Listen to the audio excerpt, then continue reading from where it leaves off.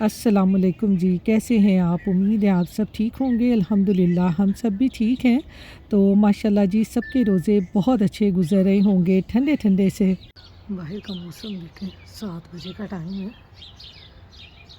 मैं अभी सहरी करके नमाज़ पढ़ के फ़ारिग हुई थी, कुरान पढ़ के। तो मैंने कहा आपको बाहर का मौसम दिखाऊं। बादल देखें कैसे उड़ते जा रहे हैं। देखें कितने प्यारे लग रहे हैं बादल उड़ते हुए। बारिश बारिश वाला आज मौसम है। बस दूसरा अशरा शुरू हो गया है ना। आज माशाल्लाह से 16वां रोज़ा है हमारे यहाँ पे। तो ये देखें साथ ही ना मौसम में भी चेंजिंग आ जाती है। दरख्तों के ये देखें कितने ज़बरदस्त ना वो लगे हुए हैं बूर, और वो परिंदे उड़ते जा रहे हैं सुबह सुबह। टोलियाँ बना बना के उड़ते जा रहे हैं। ये देखें। चलें अंदर चलते हैं। चल के अब मैं थोड़ी देर आराम करूँगी क्योंकि आज अब्दुल को छुट्टी है। अब्दुल अभी सोया हुआ है। फिर बाद में उठ के जो काम करना होगा वो करेंगे। तो यहाँ पर देखें जी मैं अंदर आ गई हूँ और अब्दुल अभी सो रहा है। तो हम अभी इसको ना रोज़ा नहीं रखवा रहे क्योंकि ये काफ़ी वीक हो गया है। अगले अशरे में इंशाल्लाह इसको रोज़ा रखवाऊँगी। तो यहाँ पर है जी 12 बजे का टाइम। अब्दुल सो के उठ गया है।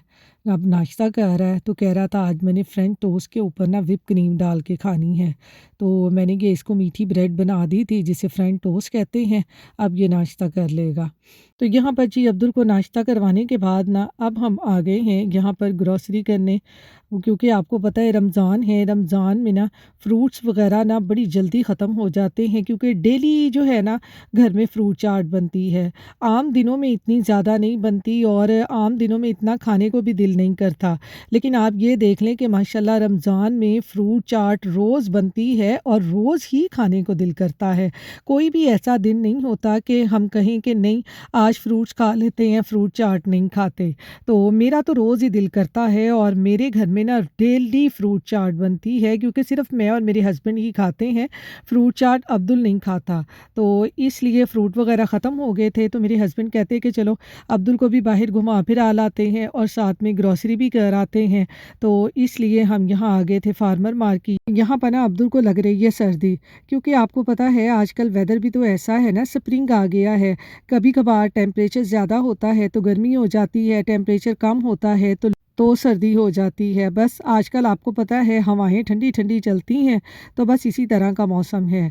तो यहाँ पर जी हमने ग्रॉसरी कर ली है। अब हम आ गए हैं काउंटर पे करके घर जाएंगे और घर जाके फिर आपको पता है सारी ग्रॉसरी संभालना। और रमज़ान में तो मुझे ज़्यादा ही मुश्किल लगता है क्योंकि आपको पता है कि रमज़ान में फिर दूसरे काम भी होते हैं कि अफ्तारी का काम भी जल्दी जल्दी से हमने करना होता है। तो इसलिए रमज़ान में ना मैं ज़्यादातर कोशिश यही करती हूँ कि मेरे हस्बैंड ना खुद ही ग्रॉसरी करके ले आएँ, मुझे ना ही जाना पड़े। तो जब वो ग्रॉसरी करके ले आएँगे बस फिर उठाने वाली होगी ना तो फिर उठा लूँगी। तो बड़ी सुस्ती सी होती है रमज़ान में। तो यहाँ पर जी अब घर आके ना मैंने ज़ोहर की नमाज़ पढ़ी है। ज़ोहर की नमाज़ पढ़ते ही ना मैंने जल्दी-जल्दी से ग्रॉसरी उठाना शुरू कर दी है। तो मैंने कहा जल्दी-जल्दी से पहले ग्रॉसरी उठा लूँ, फिर दूसरे काम करूँगी। तो यहाँ पर ये देखेंगे स्ट्रॉबेरियाँ आजकल कितनी मज़े की आई हुई हैं। पाकिस्तान में भी मेरी सिस्टर से बात हुई थी तो वो भी बता रही थी कि पाकिस्तान में आजकल ना स्ट्रॉबेरी, किन्नू माशाल्लाह से रमज़ान में फ्रूट बहुत अच्छे आए हुए हैं। तो यहाँ पर तो आपको पता है साला साल ऐसे ही होते हैं, लेकिन पाकिस्तान में आपको पता है जैसे ही फ्रूट्स अच्छे आते हैं ना वैसे ही उनकी कीमतें भी बढ़ जाती हैं। तो बस यहाँ पर आपको पता है ऐसा कुछ नहीं है। यहाँ पर कीमतें वही रहती हैं जो साला साल चलती हैं। तो ये वहाँ से हमने ब्रोकली भी ली है। अब इसको भी काट के तो इसको मैं फ्रीज़र में रख दूँगी क्योंकि फिर आपको पता है आसानी हो जाती है। सैलड वगैरह बनाना हो ना तो फ्रीज़र से निकालें, स्टीमर में रखें, स्टीम करके जल्दी से सैलड बन जाता है, फिर ज़्यादा मुश्किल नहीं होती। और फिर मेरे हस्बैंड ने पूरे रमज़ान में यही वेजिटेबल्स का सैलड खाना होता है। उनको अफ्तारी के टाइम कुछ और दें ना दें, लेकिन उन्होंने सैलड लाज़मी खाना है। तो अब यहाँ पर जी मैं उठाने लग गई हूँ इधर ये किन्नू और केले। मैंने कहा जल्दी-जल्दी से मैं उठा लूँ क्योंकि आपको पता है ज़ोहर के बाद टाइम ऐसे गुज़रता है जैसे टाइम को ना पर लग गए हैं और बस टाइम ने ना उड़ते ही जाना है और अफ्तारी हो जानी और हमारे काम रह जाने हैं। तो यहाँ पर जी ग्रॉसरी सारी उठा के अब मैं आ गई हूँ किचन में और यहाँ पर मैंने निकाला है ये चिकन। तो यहाँ पर जी मैंने लिया है ये चिकन छोटे छोटे पीसीस में। मैंने ये थाई का चिकन लिया है, आप ब्रेस्ट का चिकन भी ले सकते हैं। मैं आज इसका बनाने लगी हूँ जी चिकन पराठा रोल। आज अब्दुल ने खाना था चिकन पराठा रोल, तो मैंने कहा चलो मैं आज आपको बना देती हूँ और अफ्तारी भी हमारी साथ ही हो जाएगी। तो यहाँ पर जी इसमें मैंने डाला है 2 चम्मच दही, 2 टेबल स्पून मैंने दही के डाल दिए हैं। अब इसमें मसाले डाल देंगे। ये है सुरख मिर्चों का पाउडर, नमक, थोड़ा सा चाट मसाला, काली मिर्च और थोड़ा सा लहसुन पाउडर, अदरक पाउडर और धनिया पाउडर, ज़ीरा, थोड़ा सा गरम मसाला और ये हल्दी, ये डाल देंगे इसमें। और मैं यहाँ पर इसमें डाल रही हूँ जी थोड़ा सा अनियन पाउडर। आपके पास अदरक लहसुन का पाउडर ना हो तो आप इसकी पेस्ट डाल दें, कोई मसला नहीं है। और इसमें डालूंगी कि मैं थोड़ा सा लेमन, तकरीबन हाफ इसमें मैं लेमन का निचोड़ दूंगी। और इन सब चीज़ों को हम कर लेंगे चिकन के साथ अच्छे तरीके से मिक्स। मैंने कहा पहले चिकन को मैरिनेट करके रख दूं, फिर उसके बाद हम आटा गूंद लेंगे। उतनी देर में चिकन मैरिनेट होगा और उतनी देर में हमारा आटा जो है वो भी गूंदा जाएगा। इसमें यहाँ पर मैं थोड़ा सा फूड कलर भी डाल रही हूँ। ये बिल्कुल ऑप्शनल है, आप डालना चाहते हैं तो डाल लें, वरना इसको स्किप कर दें। ये बिल्कुल ऐसे होगा जैसे आप ना होटलों वगैरह पे खाने के लिए जाते हैं, पराठा रोल वगैरह। ये देखें जी, चिकन को हमने कर लिया है मैरिनेट। इसको मैरिनेट होने के लिए 10-15 मिनट रखते हैं, फिर इसको पकाएंगे और इसके पराठा रोल बनाएंगे।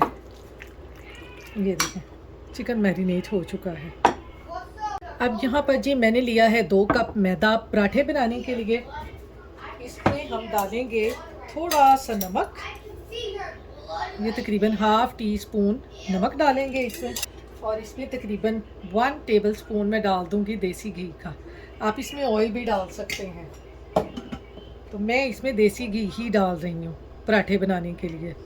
इसको इस तरह अच्छी तरह ऑयल और घी और नमक को आटे में मिक्स कर लेंगे और इसको इस तरह से थोड़ा थोड़ा सा पानी डालकर इसको अच्छी तरह से गूंद लेंगे। आटा भी हमारा सेट हो जाएगा, चिकन भी हमारा मैरिनेट हो जाएगा, तो ज़बरदस्त से हमारे पराठा रोल बन जाएंगे।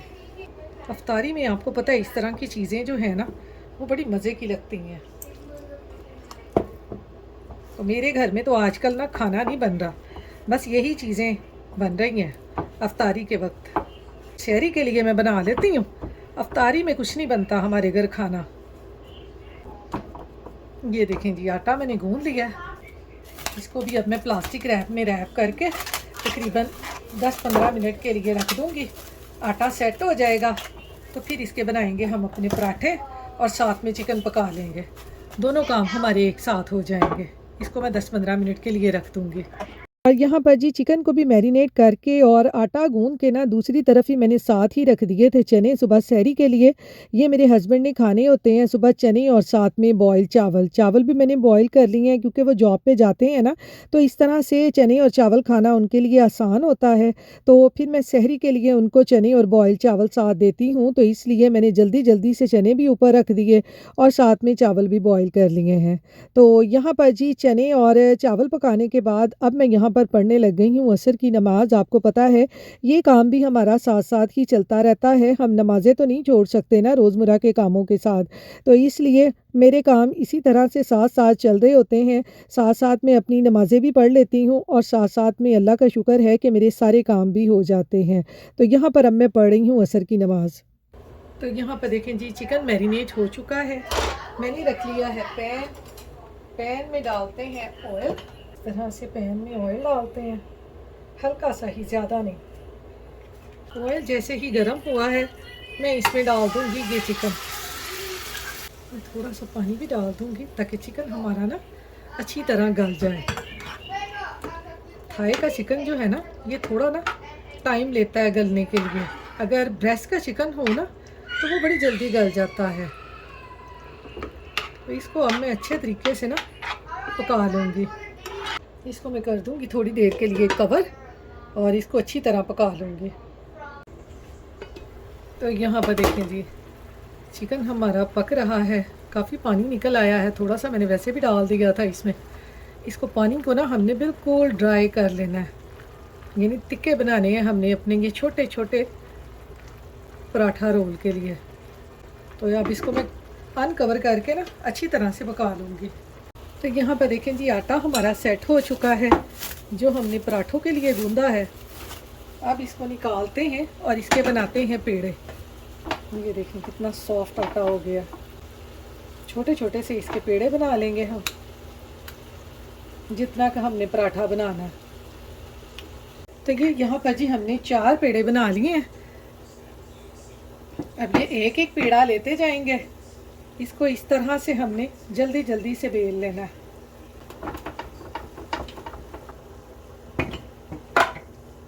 ये इसके ऊपर लगाएंगे जी हम देसी घी। आप चाहें तो आप बटर ऑयल भी लगा सकते हैं, लेकिन मैं यहाँ देसी घी लगाऊंगी। ये ऐसे इसको हल्के हल्के हाथों से दबा दबा के इस तरह से रोल करते जाएं, जैसे आप पराठा बनाते हैं अमूमन घरों में। ऐसे मैं तो ऐसे ही बनाती हूँ। आप कोई और तरीके से बनाते हैं तो आप उस तरीके से बना लें। और इसको इस तरह से आपने खींचना है ऐसे, ताकि इसके लच्छे जो है ना वो सही बने। ऐसे इसको लंबा कर लें और फिर इसको ऐसे आपने रफली रफली ऐसे इसको फोल्ड कर देना है। ऐसे पेड़े बनाते जाएंगे पराठे के लिए। ये देखें, ये ऐसे ही सारे मैं बना लूँगी। और इधर देखें जी मैंने ये 3 पेड़े जो है ना ये पराठे जल्दी से बना लिए हैं। बाकी मैंने कहा बाद में बनाऊँगी, क्योंकि अफ्तारी का टाइम जो है ना वो बहुत थोड़ा रह जाता है। इसको मैं जल्दी जल्दी से बेल के तवे के ऊपर डालती जाऊँगी। तो ये यहाँ पर देखें जी पराठे को हमने बेल लिया है। तो चलें अब इनको पकाते हैं, फिर इनके बनाते हैं रोल, अपनी पराठा रोल। और इधर यहाँ पर देखें जी चिकन हमारा जो है वो भी तैयार हो गया है पराठा रोल के लिए। इसकी फ्लेम को भी मैंने ऑफ़ कर दिया है। पराठे बना के फिर उसमें डाल के हम अपने पराठा रोल बनाते हैं। तो यहाँ पर जी पराठा रोल की सॉस बनाने के लिए मैंने यहाँ पे लिया है ये दही। इसमें मैं डालूँगी तकरीबन 2 टीस्पून भर के मेयोनीज़ के। ये इस तरह से इसमें मेयोनीज़ डाल लेंगे और इसमें ये थोड़ी सी ये ग्रीन चटनी डाल लेंगे ऐसे। ये हमारी पराठा रोल की जो ग्रीन चटनी है ना वो तैयार हो जाएगी। हल्का सा नमक डाल दूँगी। तो ये सॉस हमारी तैयार हो गई है। ये यहाँ पर जी रख लिया है मैंने तवा। इसके ऊपर बनाते हैं अब हम अपने पराठे। ये ऐसे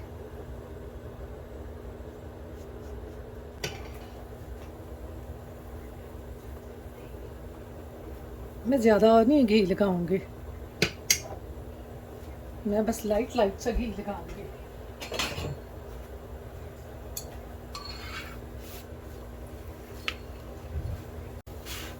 ये देखें जी हमारा कितना ज़बरदस्त पराठा बन गया। ज़्यादा ऑयली नहीं इसको करना हमने, बस हमने इसको इसी तरह से ना बनाना है, फिर वो ज़्यादा ही घी वाला हो जाता है। तो ये देखें कितना मज़े का हमारा पराठा बन गया है। इसको अब हम उतारते जाएंगे और बाकी भी ऐसे ही बना के फिर मैं आपको बताती हूँ कि आगे क्या करना है। ये देखें ये पराठा मेरा बन गया।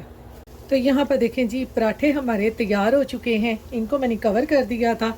चिकन हमारा भी रेडी है पराठा रोल बनाने के लिए। साथ में हमारी सॉस है और साथ में मैंने ये लेटस ले लिया है। ये यहाँ रखते हैं लेटस और अब बनाते हैं अपना पराठा रोल। ऐसे इसके ऊपर लगाएंगे सॉस। यहाँ पे रखेंगे हम ये लेटस।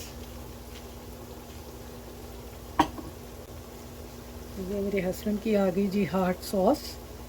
मेरे हस्बैंड ने ये हार्ट सॉस डाल के ना खानी होती है। इसमें डाल देंगे हम अपना चिकन, ये जो हमने टिक्का टाइप बनाया है। ये ऐसे ये यहाँ तक जी चिकन डाल देंगे ऐसे। इसमें अब रखें आप प्याज। आप जो जो इसमें पसंद करते हैं आप वो रख दें। ऐसे। और ये मैं यहाँ पर रखूँगी ये क्यूकम्बर। क्यूकम्बर लाइक करते हैं तो रख लें, नहीं लाइक करते तो आप इसको स्किप कर दें। ये ऐसे क्यूकम्बर रख लें, फिर आप इसको ऐसे रोल कर दें, ऐसे